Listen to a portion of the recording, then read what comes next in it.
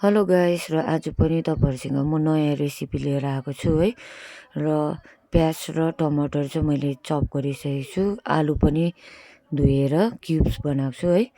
र यो चाहिँ तेल खरिसकेको छ र त्यसमा चाहिँ जिरा हाल्दिनुस् हल्का है। जिरा चाहिँ रोस्ट गर्नु दिनुस्, हल्का पड्काइदिनुस् र अलिकति रेड भएपछि चाहिँ जिरामा त्यहाँदेखि जिरा र तेल भइसकेपछि प्याज हाल्दिनुस्। यो प्याजलाई चाहिँ हामीले केस्रा गरेर चाहिँ जबसम्म गोल्डन ब्राउन हुँदैन तबसम्म चाहिँ हामीले भुटिरहनु पर्छ है। र आज चाहिँ मैले तपाईहरुसँग ग्रीन पिस र आलुको सब्जी चाहिँ बनाएर देखाउँदैछु है।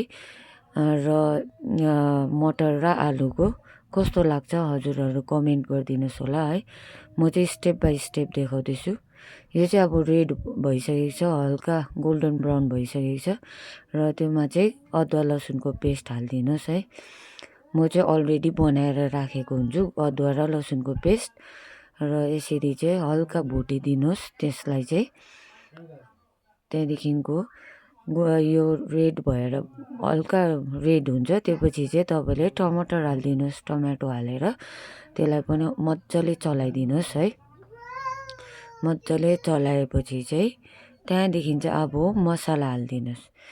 अलिकति हल्दी हाल्दिनुस्, टर्मरिक, त्यहाँदेखिको त्यसको बादमा हाल्दिनुस् रेड चिल्ली पाउडर है। म चाहिँ रेड चिल्ली पाउडर चाहिँ खादिनँ, तर यो चाहिँ काश्मिरी लाल हो, त्यो चाहिँ हाल्छु है।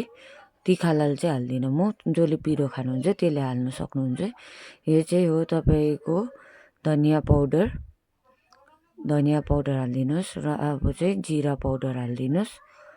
जिरा पाउडर हालेपछि चाहिँ तपाईले फेरि यसलाई एकताल मज्जाले चलाइदिनुस् हो। मज्जाले चलाइदिनुस् यसलाई चाहिँ।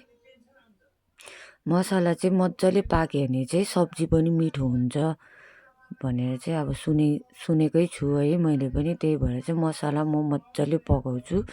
र एकछिन चलाइसकेपछि चाहिँ ढकनी छोपेर चाहिँ एकछिन पाक्नु दिनुहोस् है। र यतिको मसला भएपछि चाहिँ मैले चाहिँ दही हालेको छु अलिकति। अमिलो दही चाहिँ होइन, ठिक्कैको अमिलो छ। यसलाई चाहिँ मैले ग्रेभी बनाउनुको लागि चाहिँ दही हालेको छु। र दही नहाल्दा पनि हुन्छ, अप्सनल राखे पनि हुन्छ, दही नहाल्दा पनि हुन्छ है। तर मैले चाहिँ ग्रेभीको लागि दही हालेको छु। र अब दही हालेपछि चाहिँ त्यहाँपछि चाहिँ एकछिन छोपेर यसलाई पकाइदिनुस्। त्यहाँबाट यतिको भएपछि ग्रिन पिस हाल्दिनुस्। मटर चाहिँ पहिला हाल्दिनुस्, किन मटर पाक्नु अलिक टाइम लाग्दो रहेछ। त्यही भएर चाहिँ मटर पहिला हालेर चाहिँ एकछिन मज्जाले चलाइदिनुहोस्। त्यहाँदेखि एकछिन पकाउनुहोस् है। र एकछिन छोपेर पकाउनुहोस् र यतिको हुन्छ है छोपेर पकाइसकेपछि। र एकताल फेरि मैले चाहिँ मज्जाले चलाइदिएँ हो। त्यहाँदेखिको बादमा चाहिँ यसमा अब तपाईहरुले आलु मिसाइदिनुहोस्। आलु हाल्दिनुहोस् है। अन्त भुटानको आलु चाहिँ अब छिटो पाक्छ, त्यही भएर चाहिँ मैले पछि हालेको है।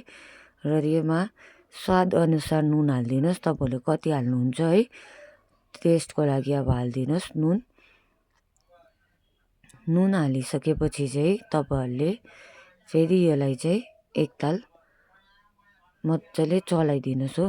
मुनिदेखिकै चलाउनु पर्छ यसलाई चाहिँ। अब चाहिँ मज्जाले चलाएपछि चाहिँ मज्जाले चलाइसक्नुहोस् है।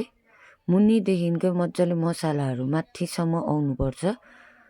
त्यहाँदेखिको चाहिँ मसलाहरू मज्जाले योसँग मिलिसकेपछि चाहिँ अब चाहिँ यसलाई चाहिँ हामीले छोपेर एकछिनको लागि पकाउनु पर्छ। एकछिन छोपेर पकाइदिनुहोस्। र यो चाहिँ अब हाम्रो रेडी भयो। कस्तो लाग्यो साथीहरु कमेन्ट गरिदिनुहोस् होला। Thank you so much.